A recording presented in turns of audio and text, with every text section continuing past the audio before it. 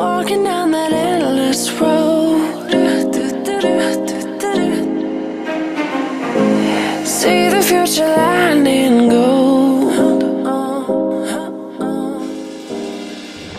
Hello， 大家好，我是 Chloe， 欢迎来到 PYRO 音乐专访。今天我们非常荣幸能邀请到全球著名 DJ 组合 WolfPack 成员之一 Steve 来到我们的采访现场。目前他也在中国进行巡演。现在让我们和他一起来聊聊关于 WolfPack 音乐背后的故事吧。How many times I've hit the ground, didn't make a sound.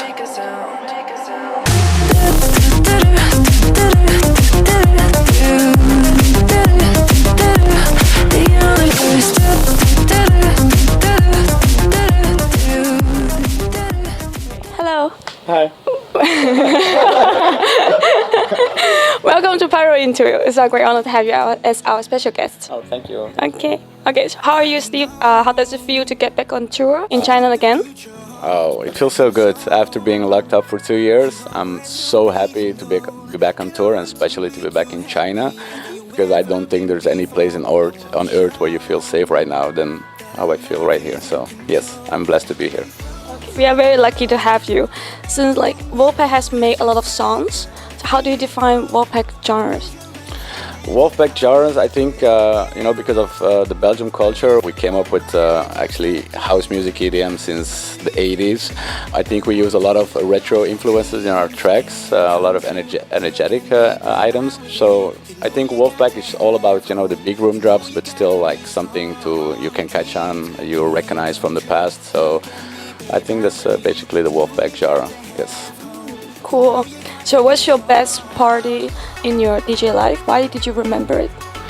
The most memorable gig that we did, I think it's the main stage Tomorrowland in Brazil, because that was the first time that the Book of Wisdom, the Tomorrowland symbol, opened on the main stage in Brazil, like the very first time, and that was during our set, and it was like so beautiful. The sun just went down, like the lights just came up, and I think there were 70,000 people there, so that was actually a nerve-wracking gig, before we started, but once we got on stage and we saw the reaction of the people, that's a gig that I'll remember for the rest of my life, yes.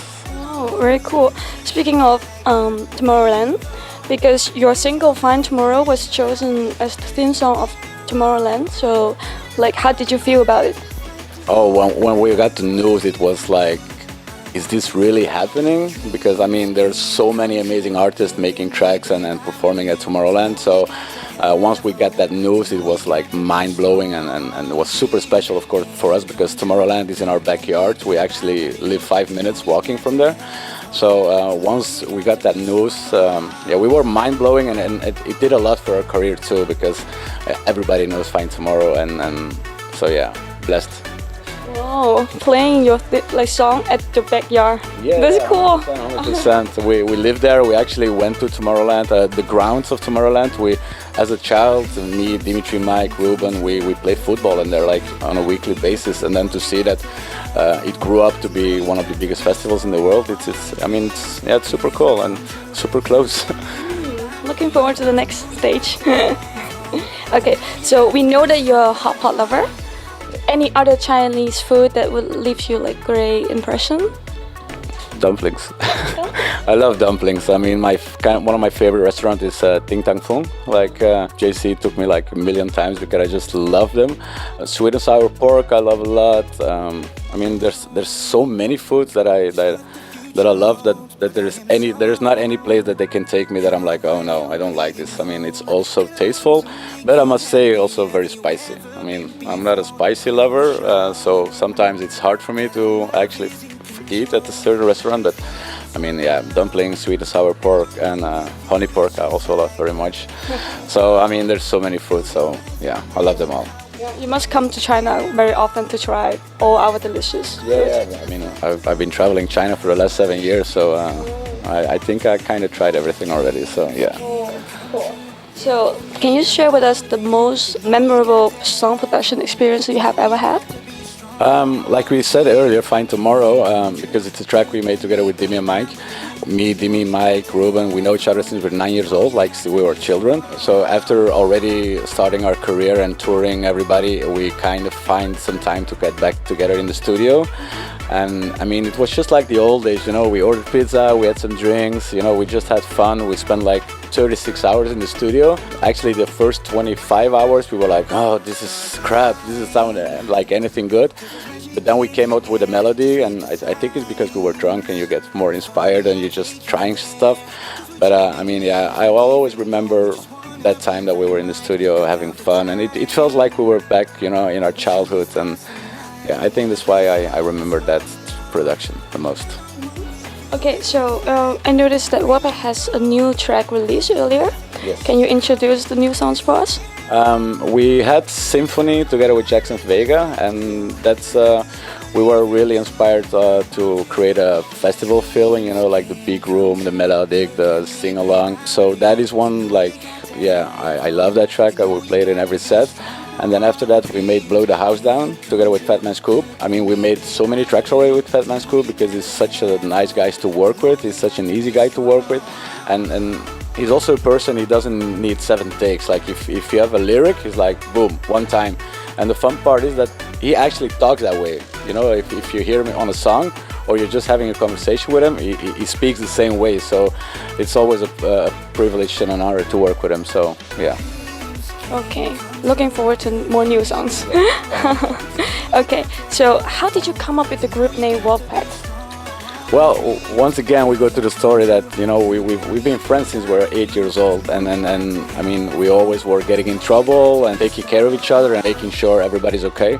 And by the time that we were on the point that we had to choose for a group name, was a time that The Hangover came out, the movie The Hangover, and there was like, oh, WolfPack, it sounds so good, and there wasn't any group called WolfPack, and we could really relate to the meaning behind WolfPack, so we're like, okay, we're just gonna use WolfPack, and it sounds nice, so yes, why not?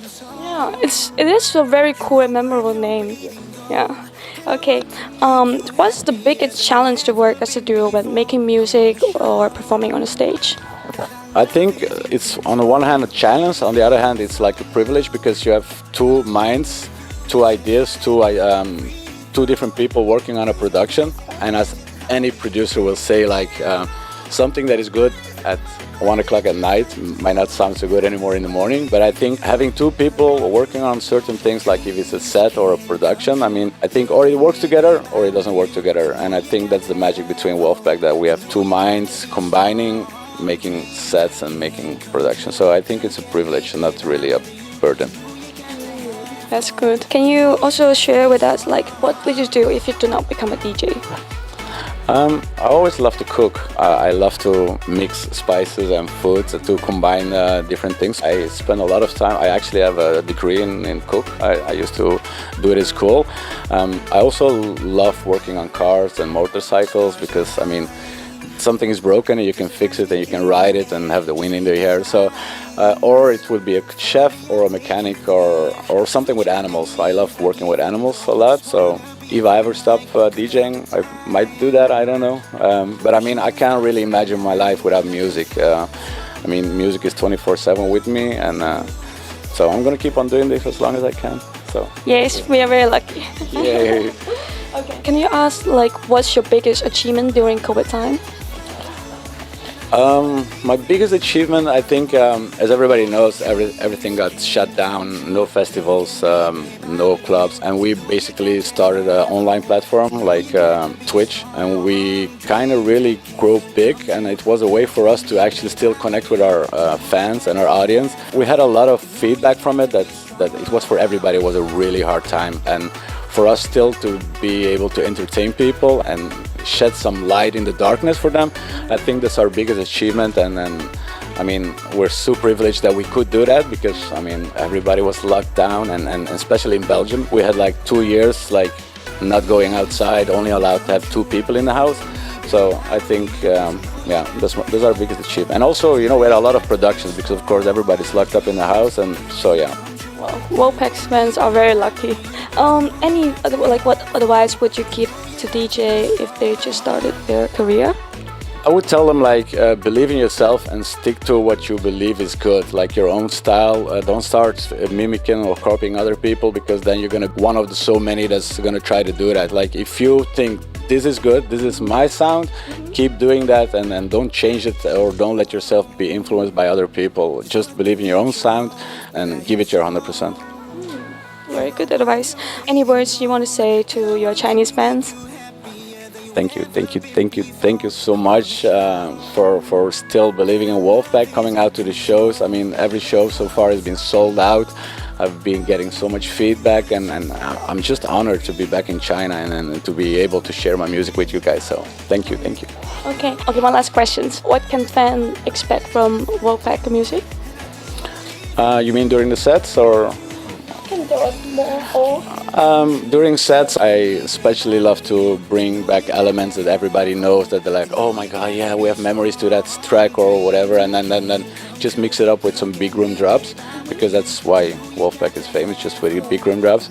Production-wise, we're kind of filling out the market. We're making some harder stuff. We're making some radio stuff. But still, again, we're true to what we believe into, like the retro sound that keeps coming back into the tracks, and just nice lyrics where everybody can relate to and feel happy about, because that's basically what music is all about. So yes. Thank you. I have to add up one more question. Like, how do you know PYRO music? PYRO music, whenever we heard about DJ Mac, coming back, actually my team here, they told me that China has like their own kind of a DJ Mac.